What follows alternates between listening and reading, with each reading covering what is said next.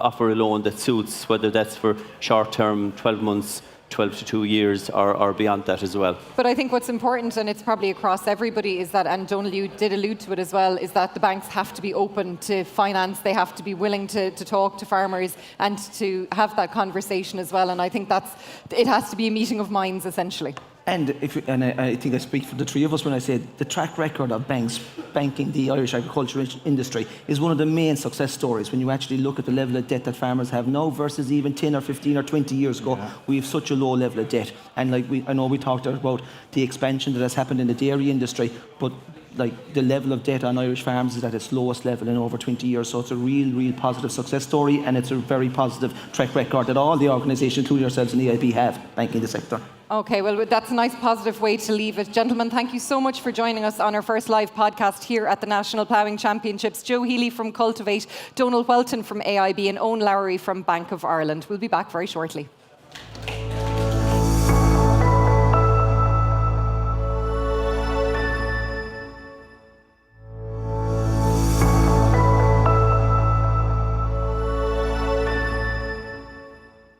Welcome to day one of the 2024 National Ploughing Championships. Traditionally, day one of the National Ploughing Championships is marked by the traditional 3-row All-Ireland conventional ploughing match.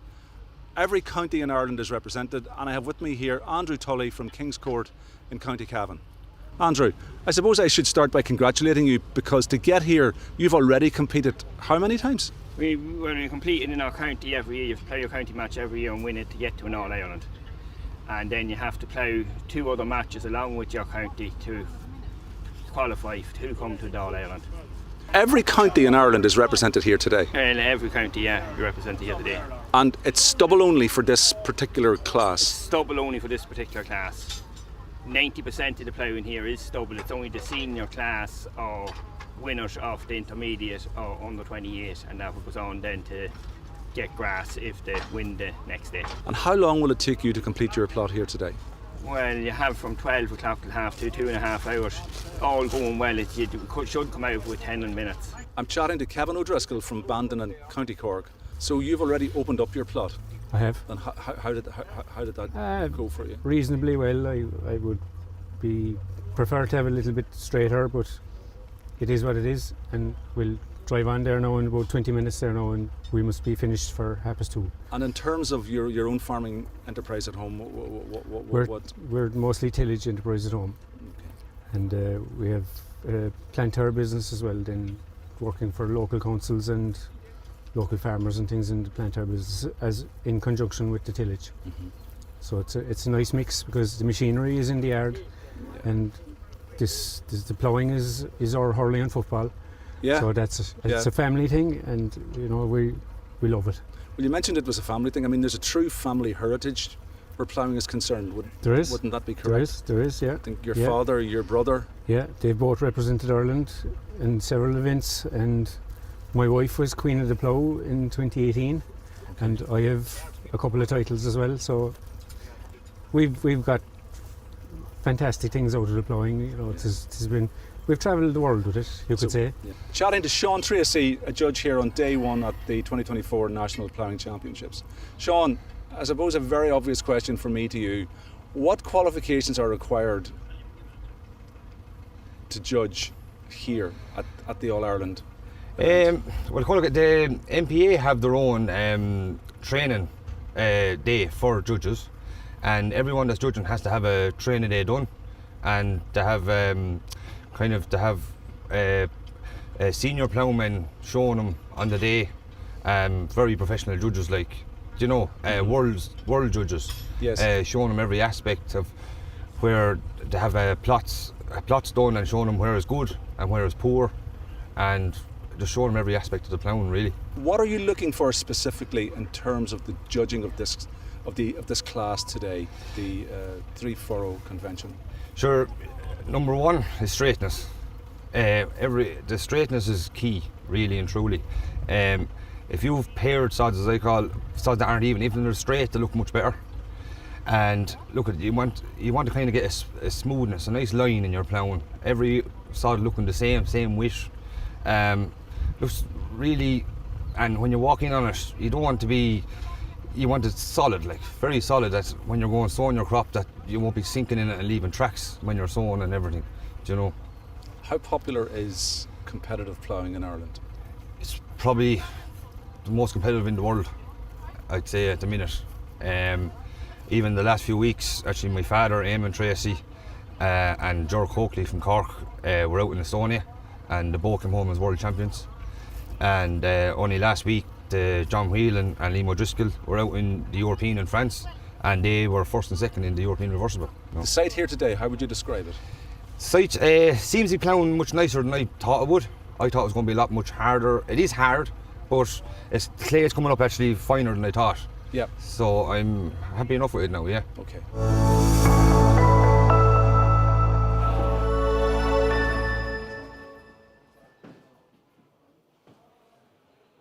And you're very welcome back to the Agriland tent here at the National Ploughing Championships. I'm delighted to be joined on the stage by Minister for Agriculture, Food and the Marine, Charlie McConalogue. Minister, you're very welcome. And Thanks, you brought Aisling. the sunshine. Thanks, Aisling. Yeah, I'll take credit for that. No, thanks. Great to be here, and congratulations to Agriland on the great marquee and the great service been provided here over the course of the 3 days too. We're going to start, Minister, today with the results of the poll that we published on Agriland this morning, which of course was commissioned by the ICMSA and Agriland. It was carried out last week by the independent research firm Opinions, and it was all to hear the views of farmers on the ground out there on a wide variety of issues. And I suppose it was a snapshot of the mood amongst farmers at the moment, and over 1,500 farmers engaged with the poll. Now, worryingly, some 6 out of 10 farmers are concerned about the future viability of their farm, Minister. And I suppose the budget is coming up. What are you going to do to allay those fears for those farmers? Yeah, well, listen, I mean, first of all, in terms of polls, Aisling, there'll always be different polls, and they would put a big health hazard over online polls in particular. And listen, I'd point as well to the most recent local and European elections in terms of my own party coming out as the strongest and the largest number of seats in the locals, and indeed doubling our representation in the European Parliament. And listen, I always enjoy the 3 days here because it's a great opportunity actually to engage with farmers face to face, and to have the opportunity to hear where the challenges are at, and also what people, you know, how you can best support farmers in the time ahead as well. So, and they want to hear what you're going to do to support them on October 1st in the budget, yeah, Minister. absolutely, and that's something that is coming up naturally as well. So listen, over the last 4 years, we've worked really hard to look to support farmers through the various schemes we've put in place. I committed to delivering €200, for example, per suckler cow before at the last election in my own manifesto, and we've delivered that. And in the sheep sector, we've increased the support for the sheep sector from €10 a ewe to €20 a ewe, and put significant funding into organics, as well into TAMS, and also increased the funding for the acre scheme by 50% over what was there previously in the outgoing GLASS scheme. The objective now going into this budget is how we can build on that, and particularly taking account of the challenges that are there in terms of the cost of living pressures and also the cost of farming challenges. So whether it's the beef sector or the sheep sector, the dairy sector or the tillage sector, my objective now in terms of the engagements I'm having with the Minister for Public Expenditure and the Minister for Finance is to see and seek to have as strong a package as possible in the budget. Can you tell us anything here in the Agriland tent today that might be tangible ahead of October 1st? Well, we won't be able to declare that until the budget is, and also particularly until the But what are you asking Minister McGrath for? Particularly in relation to the budget is agreed. But in terms of those sectors, so the tillage sector, the beef sector, the sheep sector, well, the and tillage the dairy you promised sector €100 a hectare in the Ardèche earlier this year, Minister, and we still have no details on that whatsoever. When are we going to hear anything about that? Well, I think the detail is very clear in that. It's €100 a hectare. Yeah, but when is it going to open for farmers? That's as clear as that's very clear detail. And as I said at that time, and it was really important because obviously this spring was a really difficult spring in the context of a really late harvest. And there was lots of concern as well that farmers might not go ahead and plant, and discussion around that. So I intervened at that point to give that confidence to the sector and committed that I would deliver €100 per hectare for every farmer that put seed in the soil for this year's harvest. So will it be rolled out, Minister, if we date? Or? So I also made clear in terms of the clarity at that time as well that would be something that I would have to secure in the upcoming budget because it was a commitment I give. So that is obviously a key priority for me now in relation to the budget for next year, for 2025. And what we're discussing here is budget 2025, securing that funding, and then one of those key deliveries will be the €100 per hectare. And So that perhaps that's something tangible we can expect on October 1st, hopefully. That's obviously a clear commitment I gave earlier on the year, which was important. We did that at that time. But then obviously our sheep sector, our beef, and last year we were able to add €8 a ewe to bring the payment per ewe to €20. And then in relation to the beef sector and the dairy sector, I want to do something in both those sectors as well. The negotiations are difficult because while the economy is strong, there also has to be prudence from the point of view of the overall national finances. So the expenditure ceiling laid out in the summary economic statement was for 6.9% growth, expenditure growth across the government spending, and that's to take into account natural demographic pressures as well and existing level of spending increases. So it's obviously, while we're in a strong position financially, it's also challenging in terms of budget negotiations. Potentially stronger now that we're getting 13 billion in back taxes from Apple as well. You know, that is something on the horizon as well, Minister. Yeah, and listen, that's very welcome. We'll have that funding. We won't have it until later next year. But it's also... Well, it's welcome, but the government didn't want it. No, well, I don't think that'll be a fair presentation now, Aisling. The government defended our national tax position and our national taxes, which any partner that we have in terms of the foreign direct investment, which is what gives us such a strong economy at the moment here in this country, would have expected of us. And if you look at where we've come, I think that was back in 2016, whenever that particular case was taken. If you look each year from 2016 until now, corporation taxes have grown very significantly. Even this year, they're up about 15% on where they would have been this time last year. And it's that corporation tax, in addition to obviously the taxes in the general economy, but particularly the corporation taxes, that has given us then as an economy and as a government as well the capacity to take steps like what I've delivered in relation to agriculture, but also what we're delivering as well in relation in most recent budgets in relation to cost of living packages, trying to help people through very difficult times, whether it's in relation to electricity, supports in relation to electricity, whether it's reductions we did at a time of very high fuel costs, for example, in relation to diesel and petrol as well. Steps like that which has enabled us as a government to do things which other countries across Europe actually haven't been able to do.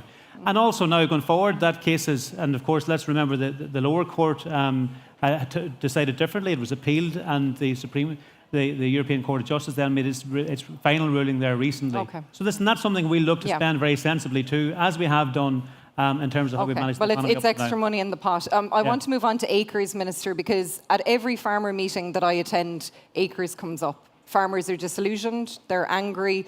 We've seen figures from your own department that over 1,500 farmers have left the scheme, albeit that's about 3% of all the farmers who were in acres initially. I suppose we're talking about delays in payments, we're talking about delays in scorecards, we're talking about farmers who are very much at the end of their tether in a lot of cases when it comes to acres. If you were to rate the scheme and the rollout of the scheme, what would you give it out of 10? Well, first of all, my objective as Minister, Aisling, is to make sure that the scheme can work and serve farmers as well as possible. And there has been challenges in relation to it, challenges which have to be resolved and have to work very differently for the second year of the scheme. We've all been disappointed that those administrative challenges have taken place. As Minister, then Did you accept too many people, do you think, too quickly? No, certainly not. It added pressure to the scheme, but it was really important. And I stepped in to make sure that we would accept everyone because I felt it was important that we would support farmers who wanted to be part of the scheme to take part in it. And so we've 55,000 farmers now participating. It is the largest scheme and the most challenging one administratively because we have a new results-based system now under this CAP, which is an obligation as to how we run environmental schemes, and that's led to the challenges. But listen, I'm working to make sure that the issues that are there are resolved. The IFA are saying people in Acres Cooperation have been sold a pup, Minister. They've been waiting for payments and scorecards, and it's been very frustrating. Yeah, well, listen, if you take payments and challenges in the past, farmers always, if your payment was delayed, farmers were always waiting for their full payment and left waiting a long time. And I'm come from a farming background myself. I know the importance of waiting for payments, and I know... How many farmers are currently waiting for a balancing payment now? Let me finish my point, Aisling. Please, thanks. So, listen, I know the importance of that to farmers, okay? So that's why for the first time ever on this occasion, I stepped in when there was the payment challenges to direct that there should be an interim payment made to all farmers. So any farmer that by the end of last year hadn't received their advance of 85% of their acres payment were then issued with an interim payment of either €4,000 or €5,000. That never happened before. And the reason I did that was because I understood the importance of trying to get funding to farmers, because farmers were waiting on it. Yeah. So where we're at now, the balancing payments have been proceeding. So now 82% of farmers have received their full payment, including their balance. The 18% of farmers that haven't, they've either received their 85% already, or they've received an interim payment of €4,000 or €5,000. By the end of this month, we expect that to be 95% of farmers. Okay. And that shouldn't have happened. That's something that's been a disappointment for all. But we've worked to try and make sure that we could put farmers and support farmers as best possible in terms of the responses we've had in relation to making the interim payments in the meantime. And on the interim payments, Minister, that has resulted in an overpayment situation for about 7,000 farmers out there now, with an average repayment due of about €1,700. And there has been calls from the Irish Nature and Hill Farmers Association. The department have obviously set out a suite of options for farmers to repay that money, but I suppose they are asking, given the context of the income pressures, we were talking to the financial institutions just before you came on stage, and there is cash flow pressures on some farms. Is that something that you would consider, I suppose, delaying recouping that money back from farmers at this point? Yeah, well, you see, the challenge whenever you pay an interim payment is, in some cases, it will be larger than what a farmer may expect to be due. Now, that hasn't happened before. It means farmers are getting more than what they might be due, and that does create an overpayment situation then.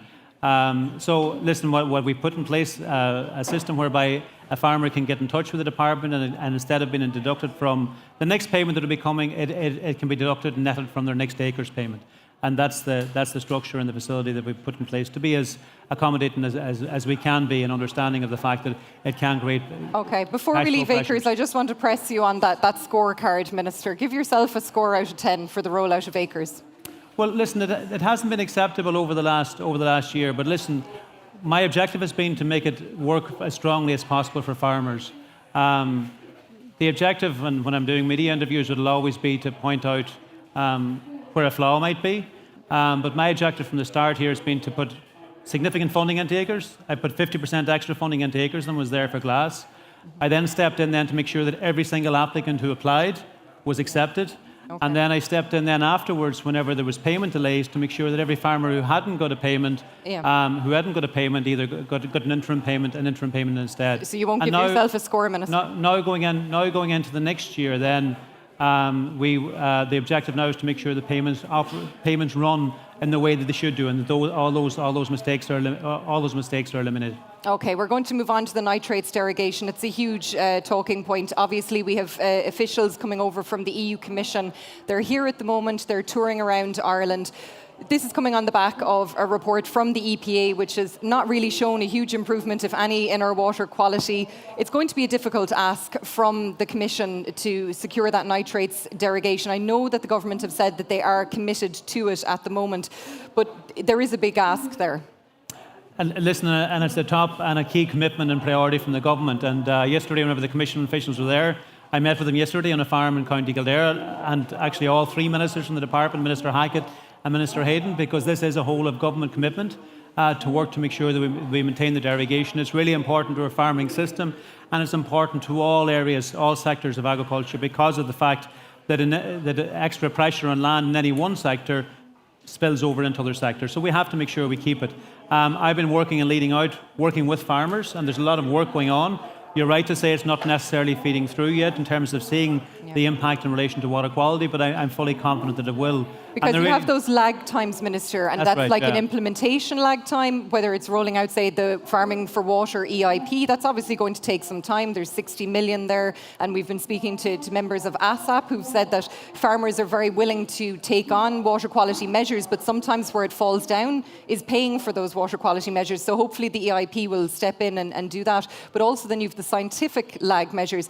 Are the Commission going to be sympathetic to that for Ireland? Yeah, well, listen, that's part of the why we were so keen to have them come over this week, to show them the actual model here, have them meet our farmers as well, both at farm level and also as part of the water quality stakeholder group as well, who they met yesterday. So listen, we've done a lot. We've made a lot of progress. We've seen, for example, over the last 2 years, we've seen fertiliser usage drop by 30% on average. We're seeing significant uptake of soil sampling at farm level, a scheme I've put in place as well to support that. And we're also seeing significant adoption as well of clover and multi-species sward at farm level as well, which is naturally fixing in nitrogen in the soil and helping to bring about a reduction in chemical fertiliser. And the other thing that is significantly supported as well, a reduction in chemical fertiliser, has been the movement to low emission slurry spreading for spreading manure, because that makes it much more practical to spread using low emission slurry spreading during grazing intervals, as opposed to, for example, using the splash split, where people were more inclined to simply put it on. And some farmers concerned about that. It's going to impact a lot of farmers from next January, that splash plate ban, essentially. Yeah. And listen, that's part of the steps we have to take in order to keep the derogation, which everyone is really committed to. And listen, my commitment to step up and lead out as minister. We've taken many measures which have all been encapsulated in the plan, which I published in August and which has been welcomed by the Water Quality Monitoring Group. I put together that Water Quality Monitoring Group too, with all of the key farming stakeholders in it, so that everybody would be working together. Yeah. So our objective now, and our work has to be for everyone to keep doing that. Yeah. And then alongside that is then the strong political effort at European level as well, to seek to make sure that we do and for measures that derogation can help farmers on the ground, Minister. I suppose we did have the nitrates derogation plan that you unveiled quite recently, and we have the importation grant now under TAMS, which had been promised under the last budget. But you also said that you were asking the Commission for a wider grant. Can you tell us anything about that? Have you sought permission from the Commission on that as well? Because I know a lot of farmers out there might be very interested in that. Yeah, so listen, I mean, it's something we put a lot of investment into. So there's 60% grants, obviously, for young farmers, up until now 40% otherwise for nutrient storage. We have engaged with the Commission and are making the formal application as well, so that from January there'll be a 60% grant available for everyone. So has it been approved, Minister? It's going through the process. I'm confident we will. I'm confident we'll get approval. But we have to go through that. We have to go through that process, and that's something that can add and be an additional support as well. And one of the challenges is making sure we have enough nutrient storage to be able to store and not have to spread at a time whenever it's not suitable.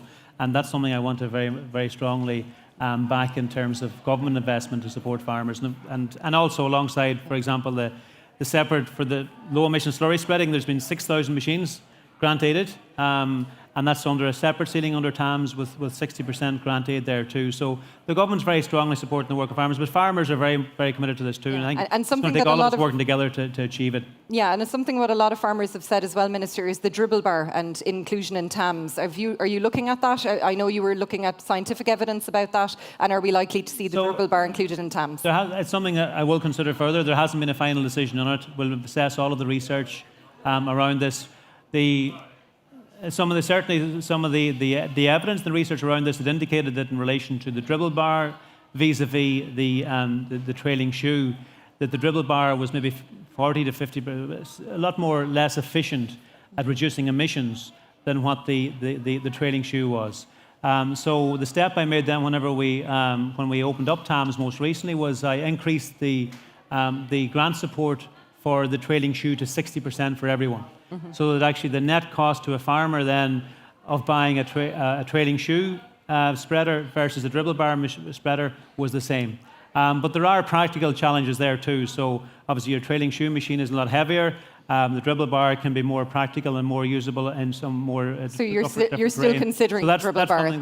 That's something I will consider further when I have the full information. But you have to be careful about what you grant, about making sure you spend money on something, and state money, in particular in farmers' grants, in relation to something that actually will be stand up to scrutiny and be a long-term investment. It has to make sense. So, but it's something I'm considering further, actually. Yeah. Minister, I'm going to bring you around just to finish off where we started with our Agriland poll. It found that almost 9 in 10 of our survey respondents felt that the Irish government is out of touch with the real challenges faced by farmers, and that half of the farmer respondents said that Ireland needs a new political party specifically for rural farming communities. And I suppose in terms of the parties and the scores on the doors. Fine Gael was the party, if there was a general election tomorrow, that farmers said would receive the majority, 27%, and then when those who weren't going to vote was taken out, that rose to 33%. Your own party, though, Minister, was 14% of the vote, but that actually fell to 13% when the undecideds and those who will not vote are removed from the polling. What's going wrong for Fianna Fáil, do you feel, with farmers at the moment? Well, I'd always be sceptical about online polls to start with, and I'd be particularly sceptical of the one that's seen published this morning. There was another separate poll published yesterday, which had very different results. So, for example, the poll, which wasn't a poll, it was a survey, I think, where you click into the app and it can come up.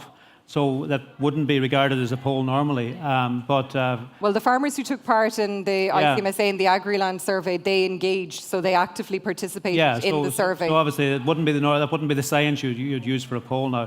But if you look at your poll, for example, you take the independents in your poll. I think 44% were independents in your poll. Yeah, it was about 44%. If you look at the Examiner poll published yesterday, it was 18%. So that's very, very skewed. Well, anyway, all of that aside, it was 14% for Independent Ireland. Yeah. And there was independent candidates then as well, were 14%. So well, you had 14%. But it shows a 14% for Independent Ireland.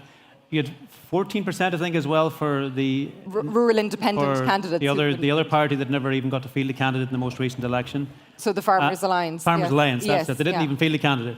And then there was other. So as I say, it was 44% for independents altogether. But anyway, all of that aside, my focus is on performing, working to support farmers in every way possible, and the polls then the count is the election. So going forward now, in terms of the general election, I'll be putting our record in terms of the investment we put into agriculture, the work we've done to support farmers across the different schemes, the delivery of the €200 for the suckler cow, the doubling of the payment per ewe from €10 to €20, bringing everyone into acres and making sure that the mistakes and the issues we've seen this year do not get repeated again. The 40 extra items now we've put into TAMs that weren't there before, so there's 40 new investment items now that you can get either 40 or 60% grant for. The tripling we've seen in organics, those are all real deliveries. And listen, I mean, if you look at the most recent election, which is the local election, that's the most recent poll, which I would put countenance on. And listen, it's great here over the 3 days, listening to people, talking to people, face to face, in terms of how now we can work to support and the a final sector question, and what has Minister, been a really challenging year. Do you feel that we should go to the polls early, or do you think that we should see out the term and go to next year? Listen, I mean, it'll be a decision for the three-party leaders who've all. But I'm been clear asking you what you feel. Do you feel that you should go early? Well, whenever you're a politician, you'd always like the election to have been last week. But so listen, either way, I don't mind whether it's. There's a lot of work to do.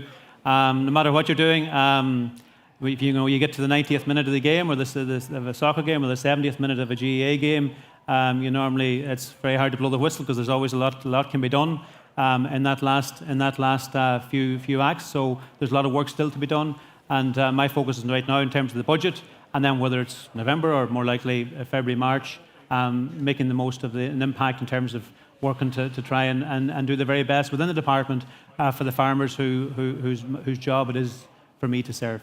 Okay, well, we'll see when the political posters get dusted down. Minister for Agriculture, Food and the Marine, Charlie McConlogue, thank you so much for joining us here at the Agriland tent. And that brings... Thank you so much. And that brings an end to our live stream content today here at the Agriland tent. Be sure to tune in again tomorrow, and also check out agriland.ie and our app for all the latest from the National Ploughing Championships and more.